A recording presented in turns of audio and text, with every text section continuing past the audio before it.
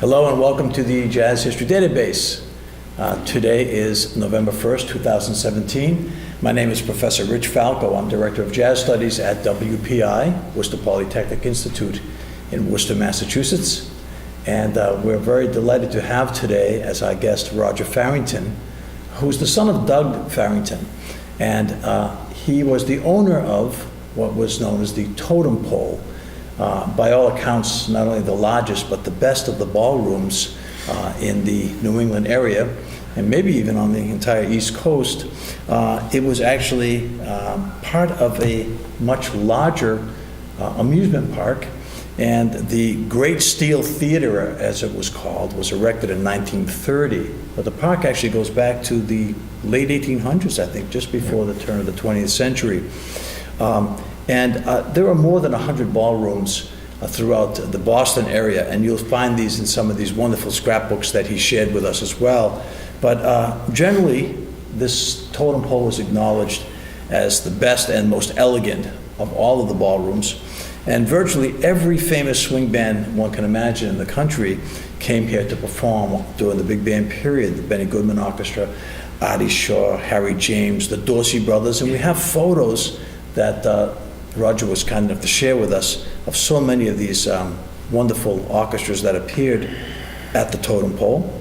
And there were also live broadcasts from NBC, ABC, and CBS radio networks. Mm-hmm. So this went nationally at least, and then later internationally through some of the video and audio recordings. And unfortunately, it closed in 1964. But one of the most beautiful and certainly the most popular of the trolley parks, and we'll hear about those as well. Please help me welcome today's guest, Roger Farrington. I was delighted that we connected finally. And me too. Yeah. Well, we've uncovered so much material, and you brought so much with you that I'm excited to get started on this. So we really want to focus, I think, on your dad a good deal. And I'm curious to know, I think he was in real estate. Yes. Yeah? Yep. How was it that he had interest in purchasing an amusement park and then ultimately bringing all those ensembles to the Totem Pole? Well, I would have been about 5 or 6 years old at that time, so I don't have any recollection of that. But he was, a real estate investor, and came from a sort of a real estate background. He had his office on State Street, and he had a small group of investors, a small private company. They owned 84 State Street, where his office was, I believe, on the 3rd floor. And then they owned 50 State Street. And as I was recalling and thinking as best I could, the story I remember hearing from Dad is that the park was coming up for sale because Tom Gill, who owned it, was getting elderly and wanted to let go of it. And so my father met with him, and I think, as the story goes, I think they hit it off pretty well. And Tom felt that Doug Farrington shared the same values in the park. And the values were pretty basic. They were very old school. The park was no alcohol. It was very family oriented. It was meticulously maintained. It was primarily a garden.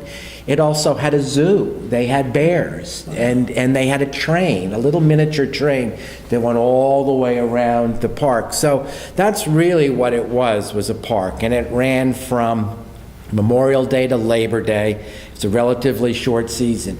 Now, within the park was the Totem Pole Ballroom, which, of course, I think Dad really had his eye on, and certainly his heart and soul were there. And that was also run as a sort of a family-style operation. No alcohol, dates only. Gentlemen had to wear neckties.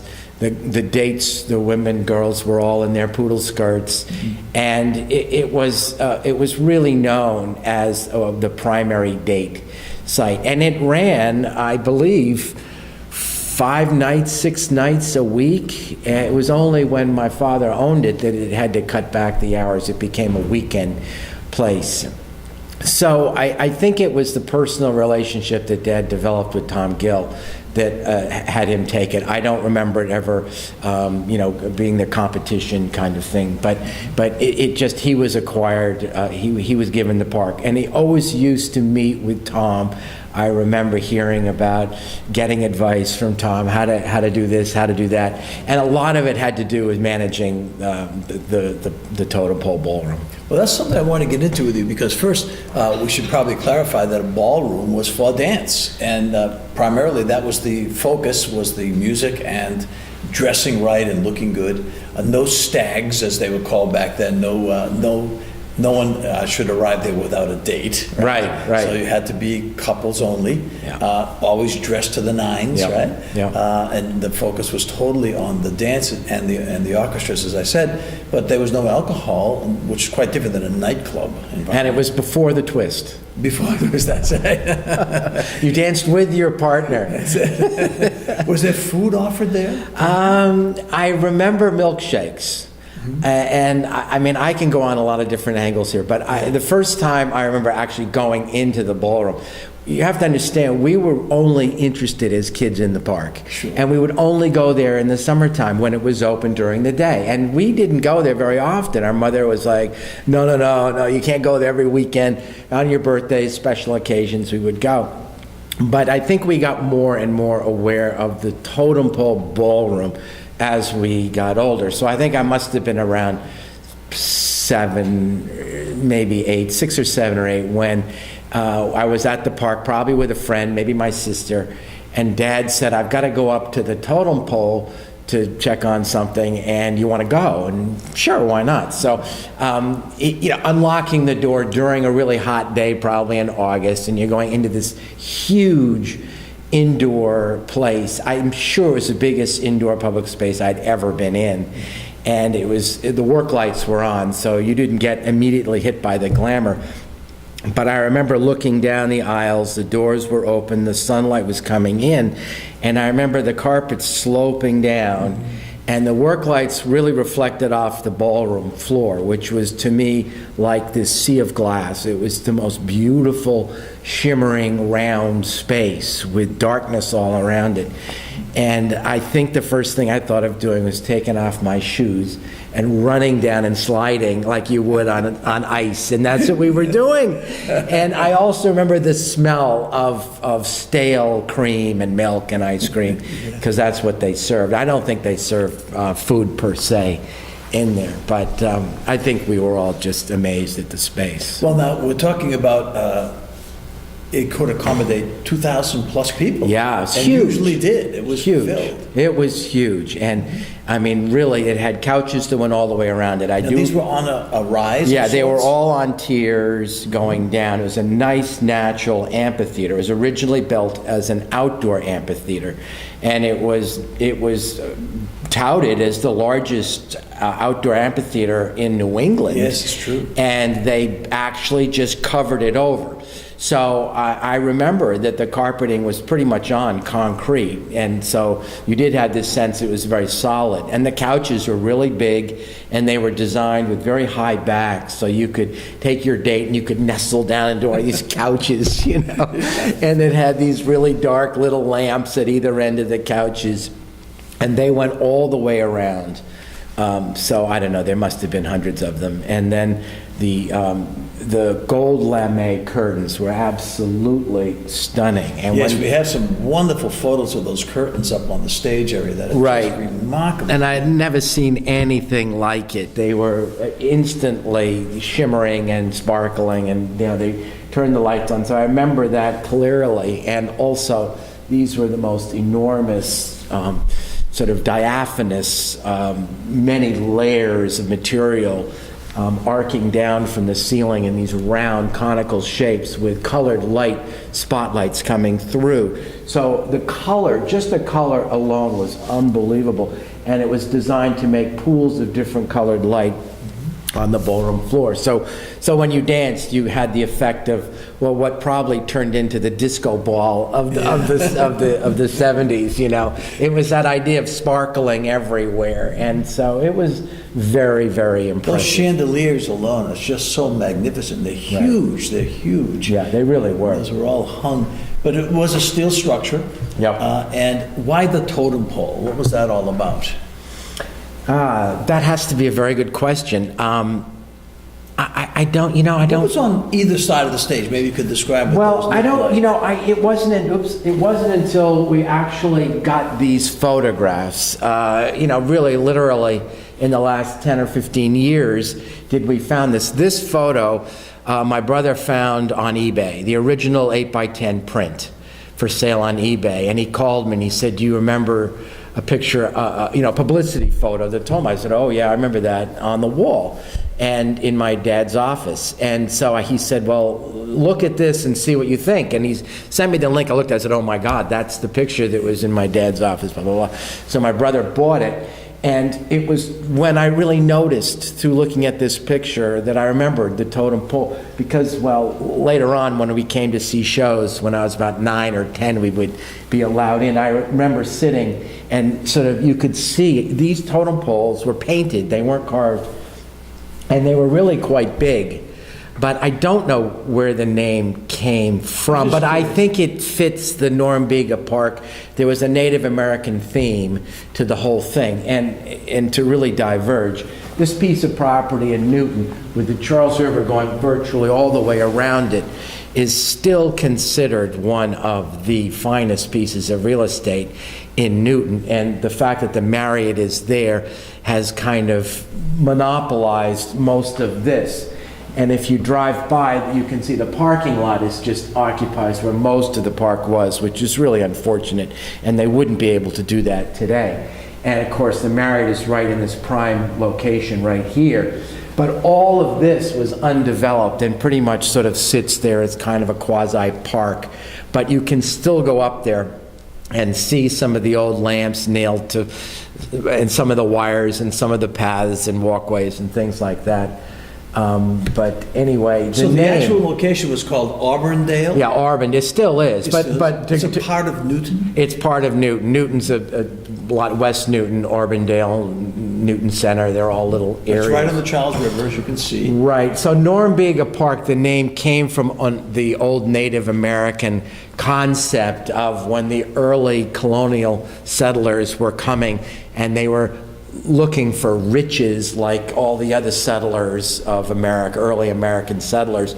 They would ask the Native Americans, okay, buddy, where's the gold? Where's the treasure? And they got afraid of this whole gold ventures and things, that they said, well, you know, there's this big city up the river called Norumbega, and that's where all the gold is. And that's the myth that came down. So I think the totem pole was also sort of in the theme of Native American. Today, of course, it's like naming a football team after Native Americans. We don't do that anymore, but I think that's what it was. And can you explain a little bit about the trolleys? Because this had a big impact on a lot of these ballrooms. Well, they built and owned the park. And certainly it was a park before it was Totem Pole Ballroom.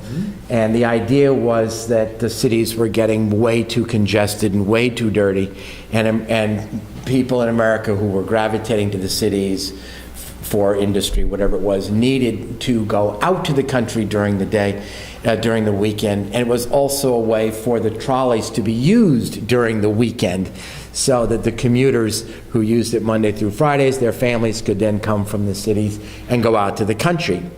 It was always at the end of the line too, so they would pick up people all the way and take them all the way to the end. And it was also the turnaround, where the trolleys would turn around and head back in. So clearly this was all designed with one great plan to sell tickets on the trolley cars. So this structure was pretty much still here when we were kids. I don't remember the trolley turnaround, and there's a huge parking lot across the street. But my father's office, this was, I think, redesigned. This was still here. I think we have a photo of the front of that. Yes. And water tower was gone, but you would walk they put a kiddie land in here. So, or here, there was, kiddie land was where you first went, little rides, paddle boats and things like that. And then you would walk up the hill to this area, which was called the Midway, where they had games of skills. Same thing you might have at some of the traveling, whatever they're called, carnivals today. But these were all permanently installed, probably a dozen games of skill, throwing darts at balloons and all these kinds of things. And then there was a series of rides, a Lindy Loop, there was a Caterpillar, and there was, of course, an amazingly beautiful hand-carved German carousel that was covered over. That was Denzel. That was one of the rarest of the Denzels, called the Menagerie. There were 52 different horses and giraffes and all the little 52. Animals. 52. It was one of the rarest of the rare. Very, very valuable. Yeah. All hand carved and hand painted. And then this is a little out of scale because the carousel was pretty big. Mm-hmm. And I mean, the Totem Pole Ballroom was big too, but there's the train that went all the way around the park. And then when you went up beyond the Totem Pole and down below, there was what we called the Penny Arcade, where you had skee ball and indoor things. Don't remember all the activities in there. And there was a little roller coaster, and there were two roller coasters, a small one and then one that was not really big. These were not grand roller coasters by any stretch. And he put in my father put in some rides down there in the 60s, Cups and Saucers. They were sort of a little bit like what you might see at Disneyland, kind of modern things.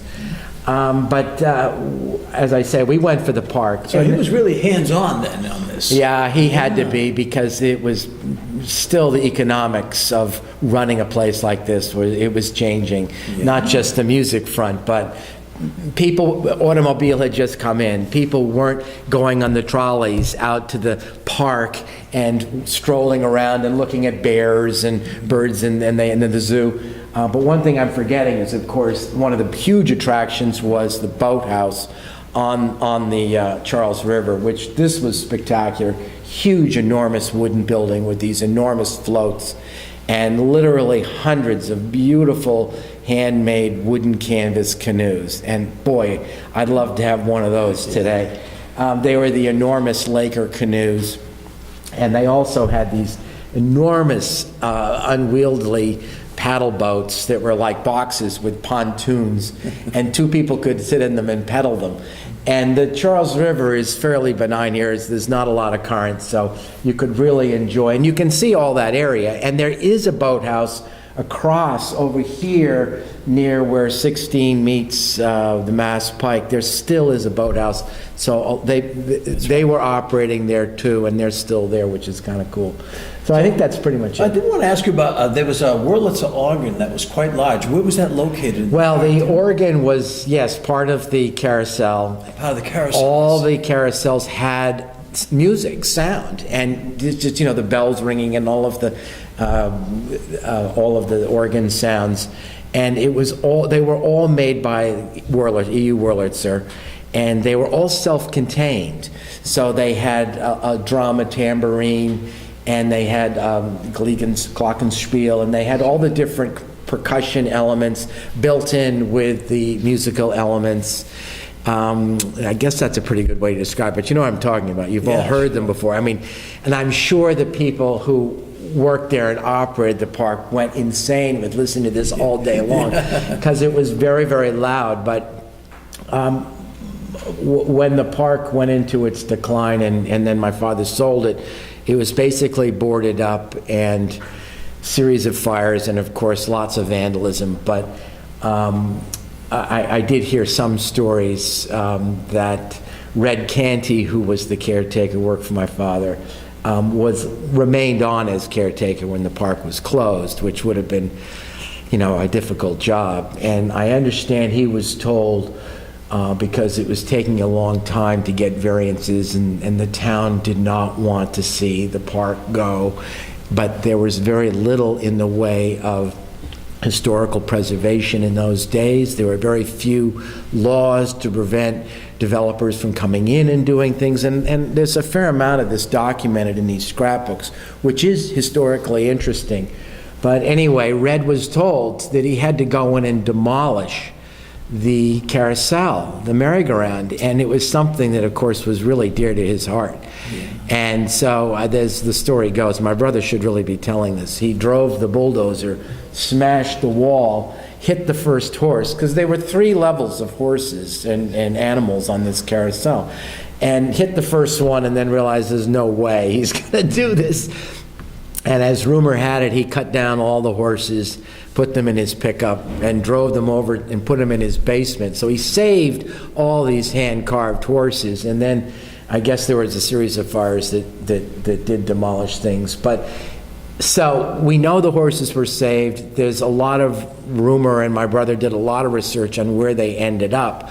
But some of them may have ended up in Michael Jackson's carousel that he put together. Yeah, we were talking about this. Right, yeah. Right, because 2 aficionados, and there was a woman who did collect some of them, and some of them ended up being extremely valuable because they were able to identify the name of each German carver who carved each particular animal. So it's very interesting. That's remarkable, really. And I understand the Wurlitzer was purchased from someone in California? Yes, my brother tracked that down to a collector and a restorer who only, again, in the last maybe 15, 20 years, maybe longer, was able to identify it as the Norumbega Park. And it was, I'm not sure, it might have been a number 2. Really, again, the rarest of the rare, almost completely unique, one of a kind. And he put it on a flatbed truck, completely restored. You can Google it. And Norumbega Park Carousel, it comes up, and you can see it in operation. So, well, 2 things. One is that Robert Pollock, of course, wrote a wonderful book, over 300 pages, about the park, and was in the process of doing a second book as I researched this, and unfortunately passed away before that was completed. But also there are a couple of videos, I think, about the park. But I want to get back to the Totem Pole specifically. So do you have any idea when it was actually covered? Because initially, as you said, it was all open and didn't have a roof. Do you know approximately when that was 20s and 30s, I guess. And it was, again, because they knew they could bring the big bands in. So it would have been not the beginning, but at least the middle of the big band era. Yeah, because in around 1930, from what I've been able to find through my research, it was functioning just like this, a ballroom that looked very much like this, and that would be, as you said, in New York, the late 20s, we were putting together some of the larger ensembles, and by 1930, they were off and running. Yep. So many of them, of course, performed here. I want to ask you about Bob Batchelder. Maybe you could tell me a bit about him. He was the house band here, correct? And that was for the entire time your father owned the Totem Pole? Good question. I'm not that clear, and I don't even remember meeting Bob. We called him Bob Batchelor because that's how we heard it as 6-year-old little kids, but it's Batchelder, as you've said correctly. So I'm sure I met him. I know Dad, worked with him a lot. The house band was extremely important. They were really, the ballroom relied on the big stars coming in, and they would do the circuit. They would do all the ballrooms, Nantasket, Revere. I don't think there was one in Boston per se. There was the Bradford Ballroom on the hotel rooftop of the Hotel Bradford. There were, and I'm sure there are others.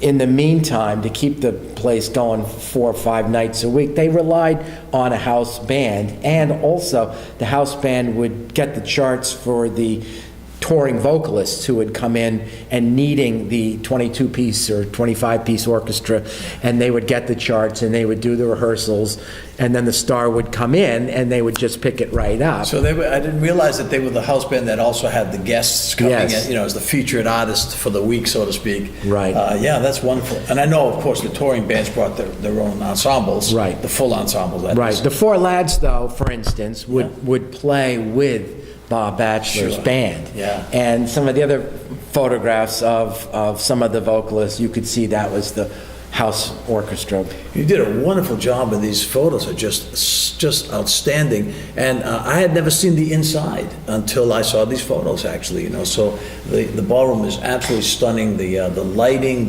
the period look of the place is just incredible, really. And to see the lines, you have a couple of photos of people waiting to purchase tickets, and they look like they're a half mile long, these lines. They must have waited forever to get the tickets to get in there.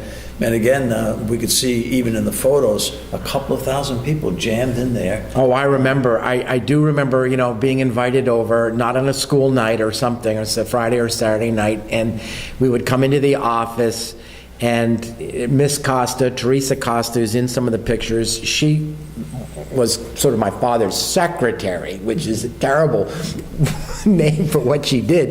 I think she ran the whole park, and she sold the tickets, she counted all the money, she was always there in the office, and she was such a wonderful woman. And I know that everybody adored her at the park, and I think the park was really well run in terms of, my father had close relationships to the fire department in Newton, because of course the last thing they wanted ever was a fire, and he was very careful, and I know the fire department gave him gifts, and he did lots to have fundraising for them, and same thing with the police. Doug Farrington was pretty well known in Newton for many, many years. But I remember, peeking into the ticket window and seeing these long lines of people. And I remember how, beautiful, the girls were with their hair and and all their outfits, as you see in the pictures. And these pictures, we did not find these until 15, 20 years ago. Really? Wow. Yeah, my father had the scrapbooks mostly to keep track of what was going on in Newton politically.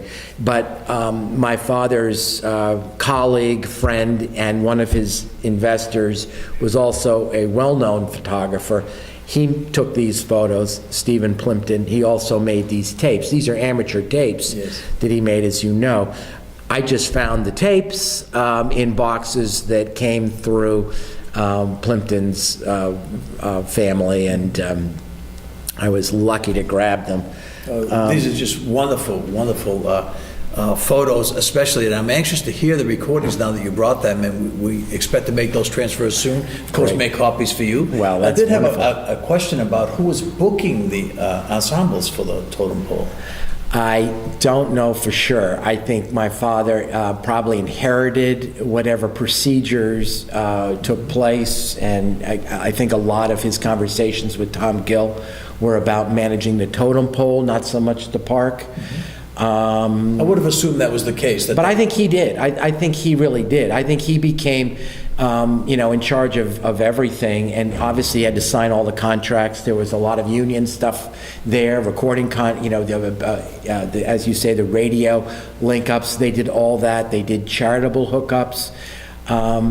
So very complex. It's a very it complex system. It was. And for a real estate investor to run an amusement park just like that, and run a nightclub within the amusement park, especially in the summer. I mean, when you had, as my father used to say, headache after headache after headache, we didn't see him as kids. We did not ever see him. And so I got to know Freddie Taylor quite a bit later on in life. I worked at the Charles Playhouse right after college, and through that, and I did a lot of coordinating of bookings.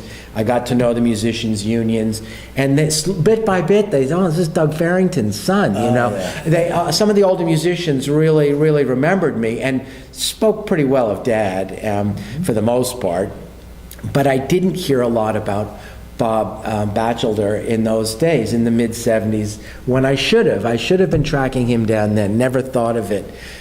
So I guess this is a roundabout way that through Freddie Taylor, I realized that my father did what Fred Taylor did, booked the acts himself. Yeah. And Fred was he was the first person who impressed upon me how hard that job is and how important it is to sort of get it right and to be able to judge when the act was going to sell the most amount of tickets. Oh, absolutely, yeah. So some of that was done for him, but I do think it became harder and harder and harder to manage that, especially the music that he loved, which was the big bands. Yeah. And that's another point. We talked about the beginnings of the big bands, but by 1947, 48, most of the big bands were throwing in the towel. Yeah. And some of them reassembled, of course, right in the early 60s. And actually, I should say the early 50s, they reassembled at the end of, but after World War II, there just wasn't much of a, I guess taste had changed by then. Oh, yeah. And of course, the recording industry had recording strikes that entered into it. World War II, I would imagine even during World War II, when this was functioning, they had the brownouts on the East Coast where you couldn't have lights on at night for fear of enemy planes coming over and bombing and all of that. Bands had trouble traveling because of gasoline rationing. Gasoline, And then there were big taxes on rubber for the tires, and so a lot of the bands just weren't traveling anymore. Many of the men were in the military, needless to say, and if it was couples only, that made it really difficult for some of the ballrooms. No, there's no question that he bought, it's a very awkward time in American music, no question that he bought it when there was no talk of rock and roll, there was no talk of folk music, there was no talk of any of those American, or jazz. I mean, there was really no concept of jazz beyond the big bands. There was, I mean, Fred Taylor became a real jazz impresario in Boston, but that was for a much smaller venue, smaller, more specialized acts, and those didn't really catch on the way the big bands did. And we should say Paul's Mall and the Jazz Workshop, right. Both places that he owned, yeah. Right, and I talk about Freddie because he's a real institution. Oh, he's wonderful. We had him as a guest. Right. He's just a wealth of knowledge. Right, exactly. And my father never achieved that level that Freddie did because he wasn't around that long. But to get to the point, I think, is that my father, when he bought the club, from a real estate investment side, he saw potential, obviously, for the real estate and for his investors. But I think as my brother helped me realize, he really was in it for the Totem Pole and the love of the music. And I do remember him saying that the big bands, because of World War II, never had a chance to go the distance. Music has a way of peaking and then dropping off, and the big bands never really had that full arc. And he thought that he could bring them back because, just as you said, where else could you possibly do it but in this venue, if anyone could do it? And the big bands loved coming to the Totem Pole Ball. I can imagine. Yeah. And it was a huge event when in 1958, Ray McKinley and the Glenn Miller Orchestra came to the Totem Pole. I remember my father explaining to me, who Ray McKinley was and why this was the real Glenn Miller band, what that really meant. These may not have been all the original musicians, but they had the original scores, and those scores had been conducted and annotated by Glenn Miller himself, and they all were carrying on the exact traditions of how these songs were to be played. So you would, in fact, hear the original versions. And exactly. Yeah. So it was a real treat. Now, what years did he own it exactly? Oh, we're going to have to look in the book. I think it was it 58 to 63 or 62. I think it was a 10-year period, 56 to 60. No, wait, it burned down in 64. I think he sold it in 61 because he operated it for a couple of years when he didn't own it. Oh, I see. Yeah. So yeah, it was pretty soon after he bought it that Glenn Miller showed up, and I have vague memories of that, but a lot of my memories were probably to when they came in the early 60s, when they would come between 58 and 60. 61 is when Glenn Miller would come. Yeah, I'm sorry about my memory on that. No, that's fine. This is wonderful. And we have a lot of resource material that you brought as well. But this has just been a joy having you here. I can't thank you enough, and want to welcome you back anytime. I'm sure my students will have some questions for you regarding those boxes of photos that you brought that are just absolutely stunning. They're really professional level, all of it. So thank you very much for taking the time. Thank you.